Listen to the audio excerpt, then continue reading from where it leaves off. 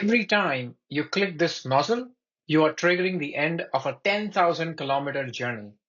But it doesn't start at a refinery. It starts with a massive pile of dead bodies. 100 million years ago, tiny marine organisms like plankton died and sank. They were buried under layers of silt, and over eons, the Earth's internal heat literally cooked them into what we call crude oil today.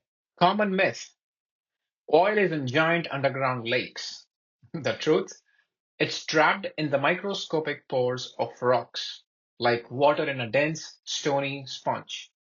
To get it out, we have to drill kilometers down and pump it to the surface using massive rigs, like those in the Bass Strait. Raw crude oil is a thick, black, smelly mess. You cannot put it into your car yet. To make it useful, we send it to a refinery, which is basically a giant kettle. We heat the crude at the bottom until it turns into vapor. As that vapor rises, different parts of the oil turn back into liquid at different temperatures. It's called fractional distillation. At the bottom, you get the heavy stuff like bitumen for our roads. The middle, you get diesel and jet fuel. The top, you get petrol. The very peak, you get LPG and cooking gases. Now, here is the Australian twist. We produce plenty of oil, but it's the wrong kind. Too light for the heavy diesel our mining and trucking industries need.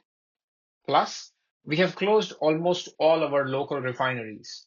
Today, Australia imports about 90% of its fuel. Most of your petrol is cooked in mega refineries in Singapore, South Korea, or Japan. It's then loaded onto long-range tankers, massive ships the size of three football fields. These ships cross the ocean for 10 to 14 days just to reach our coast. When the ship docks, the fuel is piped into those massive white storage tanks you see near the harbor. But how does it get to your suburb? Enter the road train. These silver tankers carry up to 50,000 liters at a time. They drive through the night, dropping fuel into double-walled underground tanks at your local servo.